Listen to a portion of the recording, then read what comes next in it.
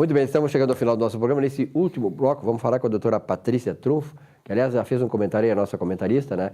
E aproveitar que ela está aqui no estúdio, vamos conversar um pouco mais com ela sobre... Ela já falou sobre educação aí no comentário, mas sobre... doutora Patrícia, estamos chegando às eleições, né? A senhora está animada, não?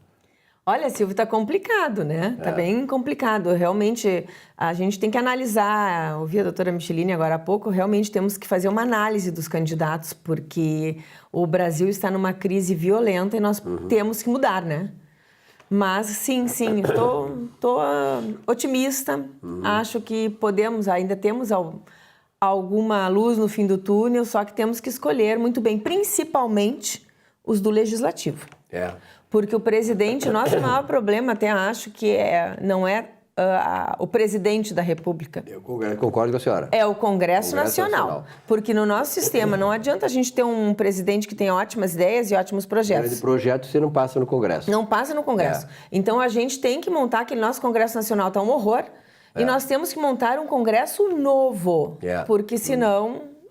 As mesmas figuras lá vão continuar fazendo o mesmo que estão fazendo um pouco mais do há mesmo, muitos anos. Um pouco mais do mesmo, né, Silvio? A gente tem que cuidar bem esses discursinhos aí, esses rasos que eles fazem, enfim, né? Aliás, esse alerta que a doutora Patrícia faz, eu acho importantíssimo, muito relevante. Ou seja, normalmente as pessoas estão pensando assim, bom, eu vou votar para presidente fulano de tal, para governador tal, depois eu vou ver com quem eu vou em quem vou votar no Congresso e nas assembleias. Não.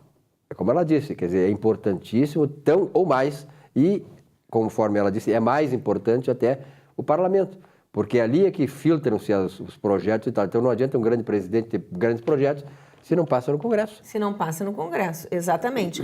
E nós temos que ter um Congresso de consistência, um bom Congresso, porque até para que o presidente possa ter realmente uma maior independência, uma maior autonomia, não precisa fazer tantos conchavos como hoje são necessários. Essas alianças, essas alianças espúrias, inconvenientes. Se o Congresso é mal intencionado, eles vão exigir que o presidente... Né? As contrapartidas, exatamente. Então a gente tem que pensar muito no Congresso para que o presidente possa...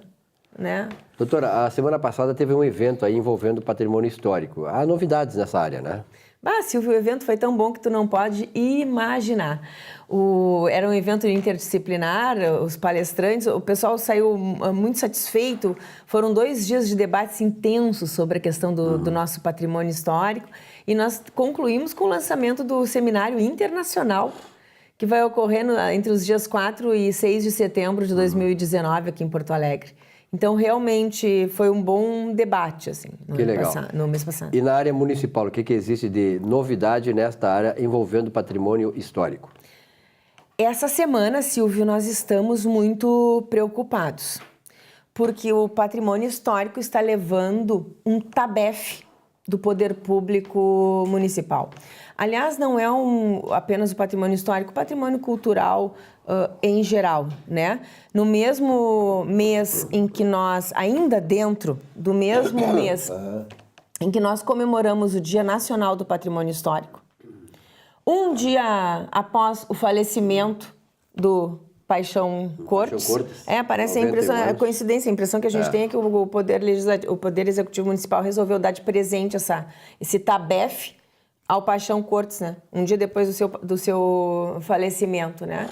E após o Brasil ter sido eleito no segundo semestre de 2017, com o maior número de votos, o país com o maior número de votos para integrar o Comitê Internacional de Patrimônio da Unesco, né? O Poder Público Municipal me encaminha um projeto de extinção do Fundo Municipal de Compras Coletivas e do Fundo Monumenta, para que esses recursos sejam, até fiz algumas anotações para ser bem fiel ao que está lá no site da Câmara de Vereadores, porque a gente não pode falar, né, assim, e do Fundo Monumenta, e os seus recursos serem revertidos para um novo fundo que o Executivo está criando, que é um Fundo de Reforma e Desenvolvimento Municipal, para que esses recursos venham a ser utilizados para o pagamento de precatórios, dívidas previdenciárias, dívida consolidada do município, despesas, enfim, outras. Ajudar o Caixa Único do Governo. Ajudar o Caixa Único do Governo. E mais, o projeto ainda prevê o absurdo de que, ao final de cada ano, recursos de fundos públicos municipais específicos, entre eles o Fundo Municipal do Patrimônio Histórico e Cultural, que é o FUNPAC, sejam revertidos em até 90%. Até 90% dos recursos não utilizados naquele ano possam ser revertidos para esse fundo novo aqui de pagamento do tudo, sabe? Do tudo que a prefeitura precisa. Ou seja, a cultura, os nossos prédios estão ruindo, a Riachuelo está com aquela casa azul lá, interrompendo, há quanto tempo caindo. E o poder público realmente, sempre, nunca, a cultura e o patrimônio nunca são priorizados.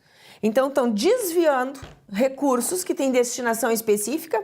Se isso fosse um projeto do Estado, isso teria uma inconstitucionalidade evidente, porque o parágrafo 6º do artigo 216 da Constituição Federal proíbe que recursos destinados a esses fundos de cultura, etc., sejam direcionados para pagamento de outras despesas. Então, se fosse do Estado, teria uma inconstitucionalidade evidente. Então, desviando esses recursos para isso. Nós já temos poucos recursos nesses fundos. E, enquanto isso, os nossos prédios históricos ruindo a nossa cultura dessa forma. É um escárnio o que está sendo feito. Ontem houve várias emendas, a votação ainda não foi concluída, mas nós estamos bem preocupados. Isso não é que eu estou te trazendo aqui, não é uma posição de esquerda, de direita e etc. Né? Da coletividade. É uma posição da coletividade e da Associação Vitorino Fabião Vieira, a VFV, tem que se posicionar, porque eu, como presidente, tenho que me posicionar em relação a isso, porque nós fazemos esse trabalho de auxílio, né? Então, realmente, a coisa está bem preocupante. Vamos ver o que os vereadores vão fazer, estamos de olho nisso.